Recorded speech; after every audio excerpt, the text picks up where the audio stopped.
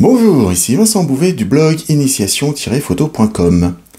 Aujourd'hui, je partage avec vous comment réaliser la netteté sur vos autoportraits.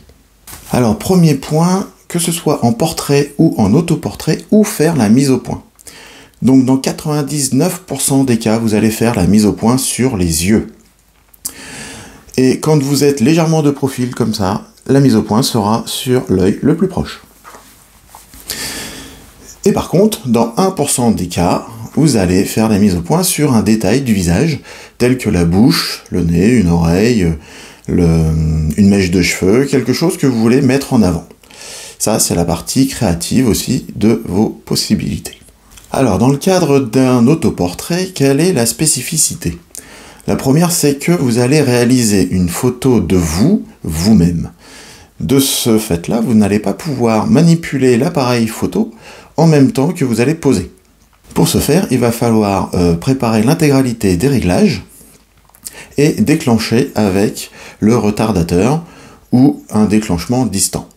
De manière classique, il faut mettre un témoin à notre place. On fait la mise au point automatique avec notre boîtier sur l'élément qu'on va mettre ici, ça peut être un manche à balai par exemple. Et une fois que vous avez fait cette mise au point sur votre boîtier, vous débrayez l'autofocus, l'appareil va garder ce plan de netteté, vous enlevez le manche à balai, vous prenez la place, quand vous prendrez votre photo, la netteté sera sur ce plan. Donc à vous de bien repérer à quel endroit le balai se trouvait pour vous positionner au même endroit. Comme cette technique est plus ou moins précise, puisque c'est vous qui allez être plus ou moins proche ou plus ou moins loin, une façon de compenser un petit peu ça et de vous laisser un maximum de latitude, il s'agit d'augmenter la profondeur de champ. Donc pour ce faire, il suffit de fermer votre diaphragme et de compenser soit avec la durée de pose ou par la puissance lumineuse pour garder l'exposition correcte de votre photo.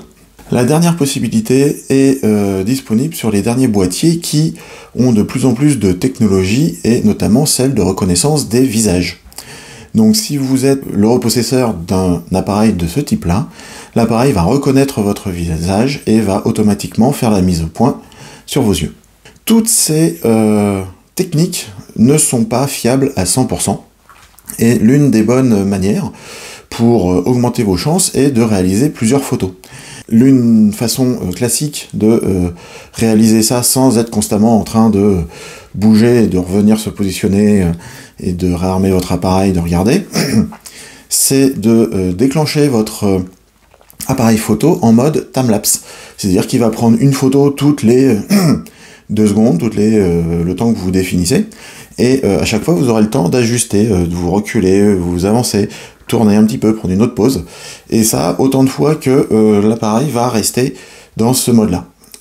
De ce fait-là, vous allez accumuler un certain nombre de photographies dans lesquelles vous allez sélectionner la meilleure prise de vue.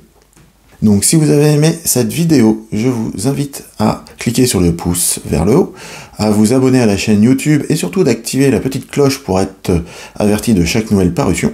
Et le top du top est de vous abonner à mon blog initiation-photo.com en scannant le QR code qui s'affiche à l'écran. Merci beaucoup, au revoir, à bientôt.